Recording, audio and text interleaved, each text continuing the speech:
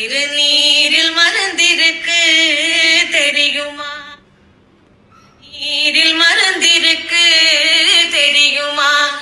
அதை தினம் அணிந்தால் புகழிருக்கு புரியுமா? அதை தினம் அணிந்தால் புகழிருக்கு புரியுமா? முருகன் திருநீரில் மறந்திருக்கு தெரியுமா? அருள் மணக்கும் ஐயனின் திருமருந்து, அருள் மணக்கும் ஐயனின் திருமருந்து, நல்ல அறிவு கண்ணை திறந்து வைக்கும் மறுமருந்து. அருள் மணக்கும் ஐயனின் திருமருந்து, நல்ல அறிவு கண்ணை திறந்து வைக்கும்